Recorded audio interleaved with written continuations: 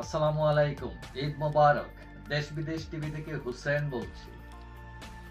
Doctor Yunus আগামী 9 June London যাচ্ছেন।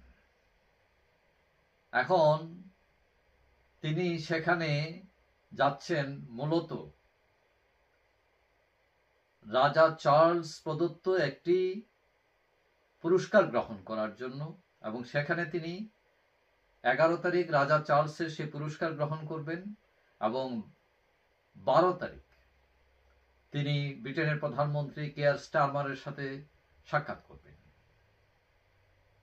এদিকে যুক্তরাজ্য আওয়ামী লীগ ডক্টর ইউনূসকে প্রতিহত করার ডাক দিয়েছে তারা। এখন এই অবস্থায় আবার তারেক জিয়া এবং ইউনূসের একটি সাক্ষাৎকার হতে পারে বলেও শোনা যাচ্ছে, কিন্তু এইসব এজেন্ডা এখনো ফাইনাল হয়নি। তবে অফিসিয়ালি বলা হচ্ছে যে ডক্টর ইউনূস প্রধানমন্ত্রী স্টারমারের সাথে বাংলাদেশ থেকে পাচার হওয়া অর্থ ফেরত নেওয়া নিয়ে কথা বলবেন, ব্যবসা বাণিজ্য, রোহিঙ্গা ইস্যু, এইসব নিয়ে। তবে ধারণা করা হচ্ছে ইউনূস স্টারমারের সাথে যে বৈঠক করবেন তাতে শেখ হাসিনা প্রসঙ্গ আসবে এবং তিনি বোঝানোর চেষ্টা করবেন স্টারমারকে যে শেখ হাসিনা মানবতা বিরোধী অপরাধের সাথে জড়িত, অর্থ পাচারের সাথে জড়িত, আওয়ামী লীগের অনেক এমপি, মন্ত্রী, আমলা যারা ব্রিটেনে আছেন এখানে পাচার করেছেন, সেই সব বর্ণনা হয়তো তিনি দিবেন। এবং এখানে সূক্ষ্ম আরেকটি বিষয় যেটি ডক্টর ইউনূস উত্থাপন করতে পারেন সেটি হলো দুর্নীতিতে শেখ পরিবারের সংশ্লিষ্টতা, বিশেষ করে টিউলিপ।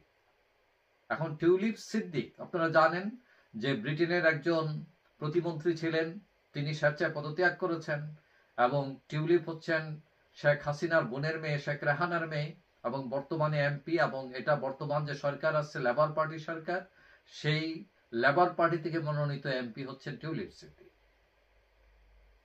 এখন তার বিরুদ্ধে ব্যবস্থার আগে ইউনূস হয়তো চাইবেন যে তাকে বাংলাদেশে নিয়ে আইনের কাঠগড়ায় দাঁড় করানো যায় কিনা সেটা নিয়ে তার সাহায্য কামনা করতে পারেন। তবে স্টারমার ইতিপূর্বে টিউলিপের পক্ষই নিয়েছেন, তিনি বলছেন টিউলিপের জন্য তার দরজা খোলা।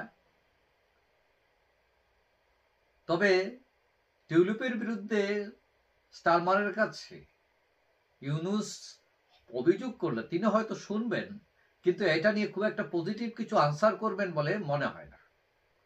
কারণ টিউলিপ দুষ করে থাকলেও সেটা তার দল এবং সরকারের জন্য বিব্রতকর হবে, সুতরাং এটা নিয়ে বেশি ঘাটাঘাটি এই সরকার করবে না, বর্তমান সরকার। এখন টিউলিপ অভিযোগ করেছেন যে ইউনূস সরকার তার যে আইনজীবী তারা যে চিঠি পাঠিয়েছিল এটার কোনো উত্তরই দেয়নি, যার ফলে তিনি আত্মপক্ষ সমর্থনের সুযোগই পাননি। এবং কেউ কেউ বলছেন যে এটা হচ্ছে রাজনৈতিক উদ্দেশ্য প্রণোদিত, এবং যেহেতু তিনি শেখ হাসিনার আত্মীয়, এটি হচ্ছে মূল সমস্যা। এখন এটা ছাড়াও ডক্টর ইউনূস, শেখ রেহানা এবং তার আরেক মেয়ে আজমিনা সিদ্দিক রূপান্তির নামও এখানে আসতে পারে ওই ফ্ল্যাট, গিফট, এইসব কেলেঙ্কারির কারণে। এখন সবকিছু মিলিয়ে এটা যে শুধু পদক নেওয়ার সফর ডক্টর ইউনূসের তা কিন্তু না, এখানে রাজনীতি থাকবে, থাকাটাই স্বাভাবিক, এবং এর মূল টার্গেট হয়তো টিউলিপও হতে পারে, এটা মোটামুটি বলাই যায়। কারণ সরকার যেসব অভিযোগ আনছে শেখ পরিবারের মধ্যে, সেখানে টিউলিপের নামও অন্তর্ভুক্ত। তবে একটা বিষয় খুবই গুরুত্বপূর্ণ, সেটা হচ্ছে যে এত হইচই টিউলিপকে নিয়ে করলেও এখন পর্যন্ত টিউলিপের বিরুদ্ধে দুর্নীতির যত অভিযোগ এসছে, যত তদন্ত হয়েছে, কোনোটিতে টিউলিপ দোষী সাব্যস্ত হননি, তিনি প্রমাণিত হননি যে তিনি অপরাধ করেছেন। এটা হচ্ছে সম্ভাবনা, হতে পারে নাও হতে পারে, যেটা বাংলাদেশ সরকার বলছে।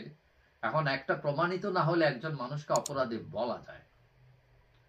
যাই হোক, ইউনূস সাহেব এখানে আসবেন এবং ব্রিটেনের যে আওয়ামী লীগ তারা হয়তো প্রতিবাদ করবে, হ্যাঁ, তাকে অসম্মান প্রদর্শনের চেষ্টা করবে, কিন্তু এই দেশের সরকার এই কালচারটা জানে। তারা বাংলাদেশ, পাকিস্তান, ইন্ডিয়া বা এইসব দেশে, হ্যাঁ, যে বিরোধী পক্ষ, সরকার পক্ষ থাকে, এরা এখানে অনেক তৎপর হয় বিভিন্ন বিষয়ে, এবং এর সরকার, হ্যাঁ, এটাকে খুব একটা আমলে নেয় তাও না। যাই হোক, সবাই ভালো থাকবেন। আশা করি দেখা হবে অন্য কোনো ভিডিওতে, ইনশাআল্লাহ।